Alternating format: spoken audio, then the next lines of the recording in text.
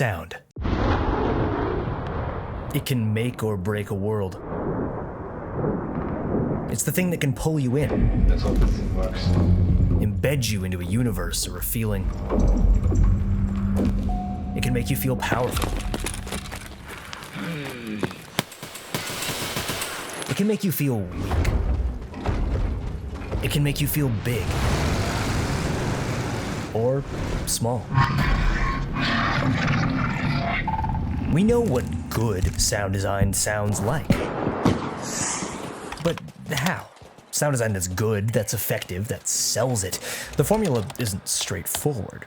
Because truly great sound, the stuff we really come to respect, they never come down to just a crisp gunshot or a satisfying shield charge. They're doing something much more subtle and, as a result, much more important.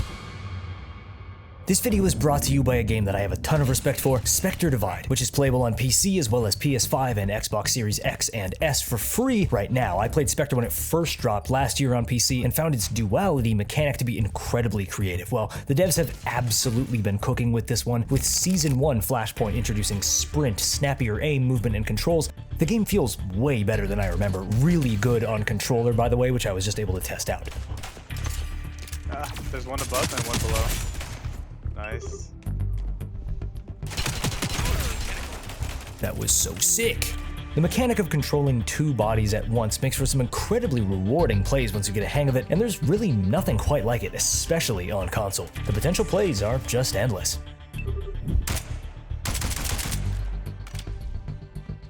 I'm going for the plant. Monarch spotted.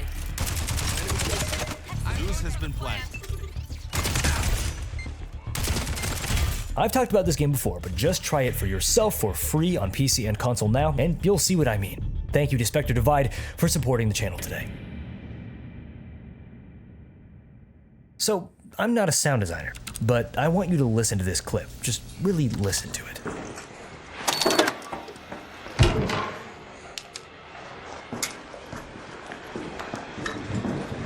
When I first heard this, I knew it was really great, and it seems quite a few other people felt the same way.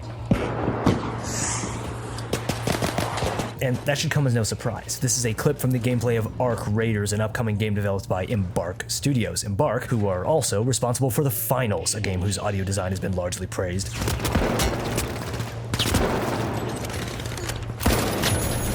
Sound familiar? Well, it should. And no, I don't just mean that these two sound similar. This team was also responsible for some of my favorite sound design of all time. The Battlefield series. Radar contact, closing fast. So why do these games sound so good? Well, they don't.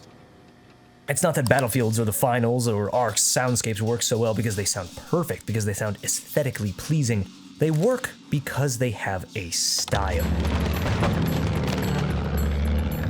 So, I'm not a sound designer. If anything, I'm actually a painter or illustrator. At least those are the only things I've ever actually been formally trained in, however little. Anyway, I don't understand the intricacies of sound design or mixing, but I do feel like I can see them. When I hear a soundscape like Battlefield's War Tapes mastering, it's not that I appreciate the exact levels they accentuated here, or the tones that come forward harmoniously with others. I appreciate these soundscapes because they put me somewhere. They sound like they look a certain way. Art style is a term that we all know. It's one that I use often on this channel. Aesthetic, color scheme, texture, all terms we're familiar with when describing how a game feels and looks. But what about how it sounds? What's the audio equivalent of an art style? J.R.R. Tolkien is often credited with coining the concept of phonaesthetics, the concept of the beauty, or lack thereof, associated with certain spoken words. Like why the term cellar door seems pleasing alongside its association, and why, to Western audiences especially, a name like Aragorn sounds mysterious and brave, perhaps with this little sense of yearning and forthcoming triumph. Why Irithyll gives us the sense of a place that is grandiose, but perhaps drifting, nostalgic, maybe a little bit ethereal. You're beginning to see how it works, right? Well, phone aesthetics is a term which refers to language, but I think that it goes beyond it. I think that soundscapes, sound styles, can give us a feeling in the same way. The team at Embark, they have a style. All their works share this same wall of sound, those sharp pops accentuated against low, booming rumbles, with this quality of space, echo, everything's filling the air around you. Okay, sure, great, but what is this soundscape in particular doing? Let's listen again.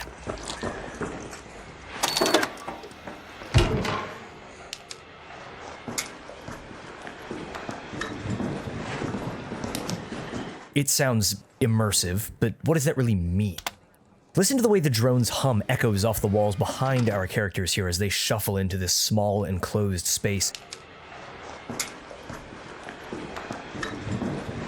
There's this sense of claustrophobia to a game with such large open spaces, the loudness of the mechanical parts of the door lock, the scuffling grit of the footsteps. It's a soundscape that's arid, textures of sand and terracotta and metal fencing and Cat5 wiring, alien and futuristic yet familiar and aged. The danger is outside, nearby. The players are safe, but not comfortable. You may not be in immediate combat, but you need to watch your back. Now, listen to this. Hey, Raider. Don't shoot, I'm a friend. You wanna split the loot? A simple, expected moment, but really listen again to what the soundscape is communicating to us. Hey, Raider. Don't shoot, I'm a friend. The friendly player's voice echoes across the sand while our player's voice is clearly foreground, enclosed, flatter. Hey, Raider. She's in cover and in control of her space. He's out of cover in a vulnerable position. You wanna split the loot? The inevitable shot is, and this is such a great little piece of dynamic audio occlusion, it's very slightly muffled as the shot comes from off screen. The gunshot is meaty, punchy, but very slightly muffled by the wall. This enemy is a mortal threat, of course, the same as the machine guns on these drones are. But this threat is skilled. They have a height and cover advantage. But the most important triumph of Embark's audio design here is their subtlety. You don't notice these things because they're just the texture, the feel, the sound of the world. And every world is just a little bit different. Richard Dumont, concept artist and art director working on Deus Ex, Killzone, and most recently The Forever Winter, he once told me that in one single screenshot you should be able to tell what game, movie, what universe you're looking at. But the same goes for sound.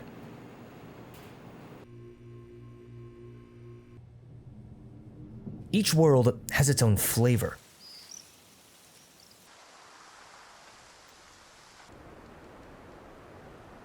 To be fair, the average person probably isn't aware of the quirks and specificities of the ambient room tone of the game that they're playing, and while those little things are present, they are influencing the feel of the world. Sound designers know you don't notice the little stuff, at least not actively. Which is why some things have got to stick out. We sometimes call them hero assets in map design: the towers on Valhalla, the plane on Terminal, the antenna on Caspian Border. These things that come to define a map, an entire series sometimes. And there are hero assets for sound too. Instantly identifiable. Iconic. And what's great about these is they're not just things that are coming from something specific to that given universe, like the sound of a ghost or an energy sword. Often, they specifically aren't. The sound of a grenade. The sound of a med kit. They might be little things, but the style that that given studio creates for them, that's what defines that world. That's the stuff that stands out when it's changed from game to game in a series. So why is it that we know when something sounds right? It's a less than well-known fact that microphones can't really capture the accurate depth and complexity of a gunshot, or the sound of the wind or a car engine, which is why sound designers often capture everything from the sound at the muzzle to the interworking mechanisms to the report to the echo off of various materials, and then they smush everything together with some layered juicy bass and metallic clinks and, well, sometimes just like textures or character design or a painting, you can work something a little bit too much. So why does this sound good? Because it has style, because it sounds like something you know, but with a different shade, because some sounds stand out and others fit right in. But most importantly, because they just let some sounds be. They let it feel raw. The soundscape of Ark doesn't sound realistic. It sounds filmic, analog. An outdated vision of a futuristic world covered in rust. It's what a world that looks like this would sound like recorded on tape and then played back. The mastering is off kilter. Everything sounds gritty and sharp and imperfect. And that's what makes it feel authentic.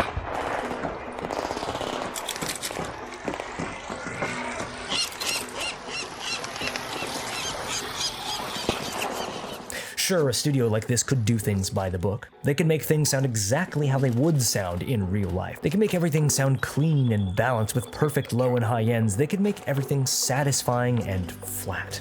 But especially for sound design, style often means doing things wrong in the right way. Sound to me is akin to painting. It can be done with painstaking, machine-like detail, every tiny intricate element perfected. But that's not what makes a painting good, or memorable, or beautiful.